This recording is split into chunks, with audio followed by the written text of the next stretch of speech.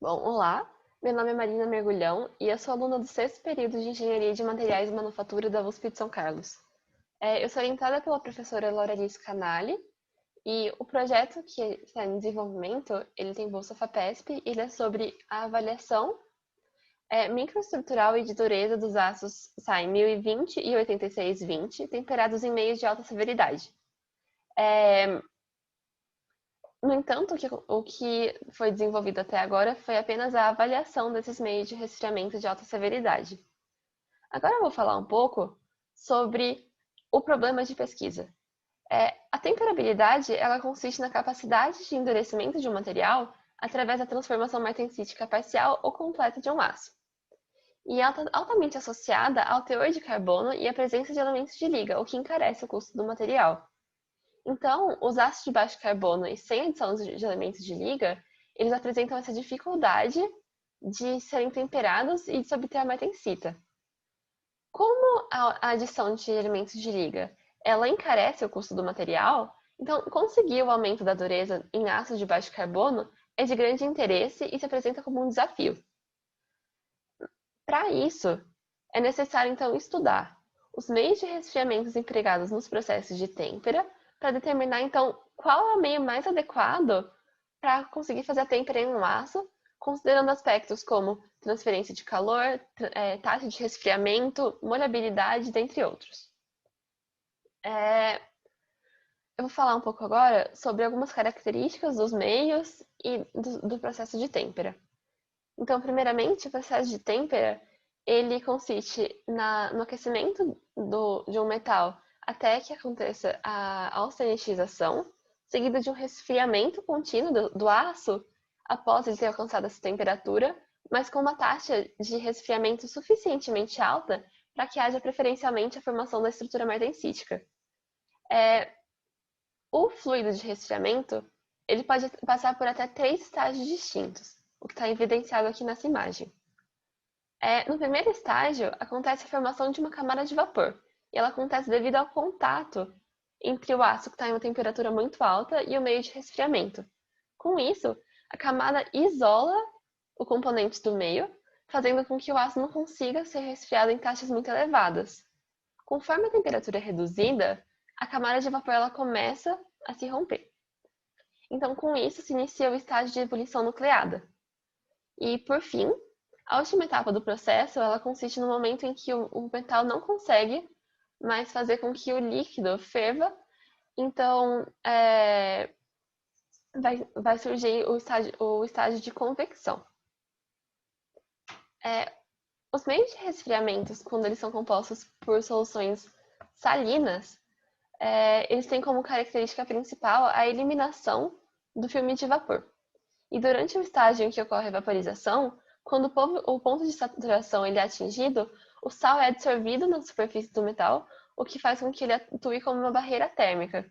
Com isso, a camada de vapor ela vai ser desestabilizada e assim vai ocorrer o contato entre o líquido e o metal que vai estar numa temperatura muito elevada. E com isso, vai reduzir o tempo de resfriamento total e a taxa de resfriamento e a transferência de calor vão ser elevadas. Outro fator é o poder de molhamento.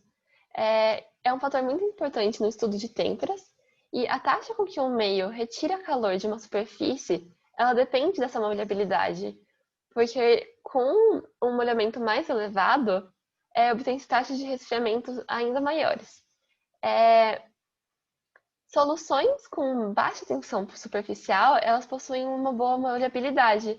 Então, a adição de surfactantes, ela tem também a capacidade de melhorar o molhamento do aço no processo de têmpera, o que pode fazer com que seja um fator positivo na formulação de fluidos de resfriamento para ácidos de baixo carbono. Uma última coisa é que o meio de resfriamento, denominado superquente, ele foi desenvolvido e ele tem como principal intuito elevar a dureza de aços de baixo carbono e de baixa temperabilidade. A formulação proposta ela foi composta basicamente por água, sal, detergente e um antiespumante. E um estudo feito com os ácidos de baixo carbono mostrou que o superquente, ele mostrou o melhor resultado dentre todos os outros meios de endurecimento. Ele foi até superior à salmoura.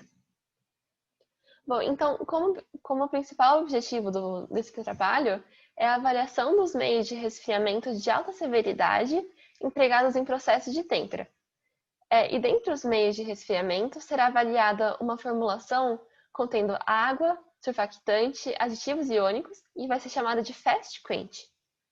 Como fluidos complementares serão utilizados água, solução aquosa de cloreto de sódio, nanofluido e óleo. Só que o óleo está sendo usado só para como fins comparativos, porque o óleo não é um meio de alta severidade.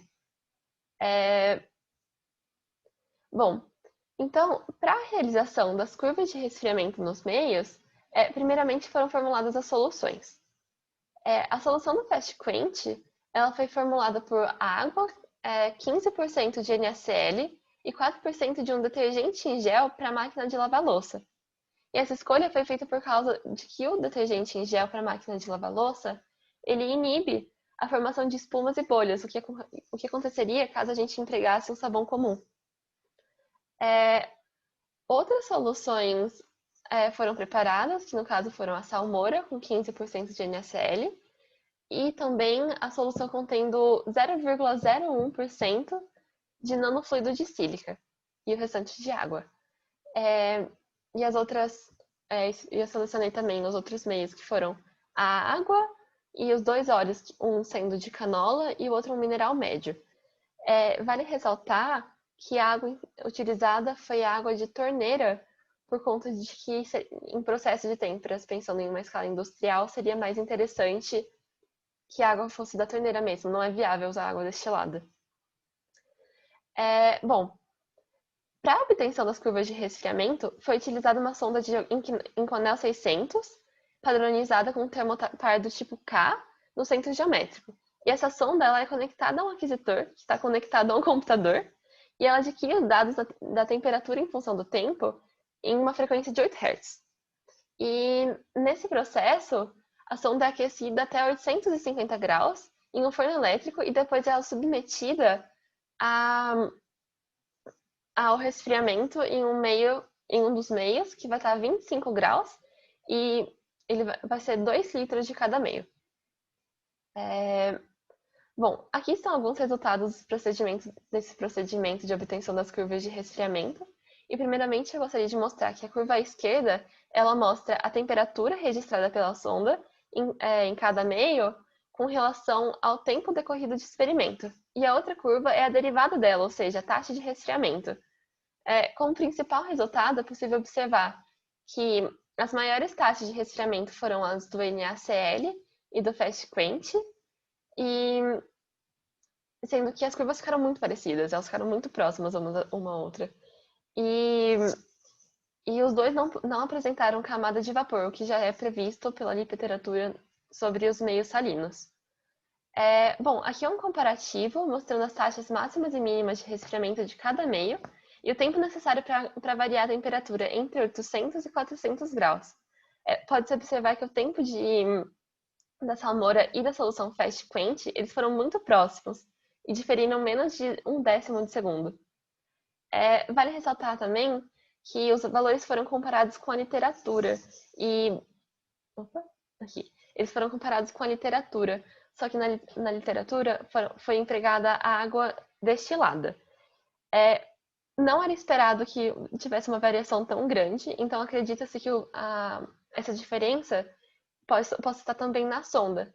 Como próximas etapas do trabalho, pretende-se repetir as curvas de resfriamento e então fazer o procedimento de têmpera nos aços SAI 1020 e 8620 e avaliar a microestrutura e a dureza desses aços. Bom, como principais resultados, tem-se que até agora a adição do detergente nesse estágio de avaliação ainda não mostrou um resultado que indique que o meio vai ser mais eficiente do que o NaCl no processo de têmpera, ou seja, mesmo colocando os aditivos que tinham na literatura, praticamente foi o mesmo resultado do Fast Quench e do NaCl.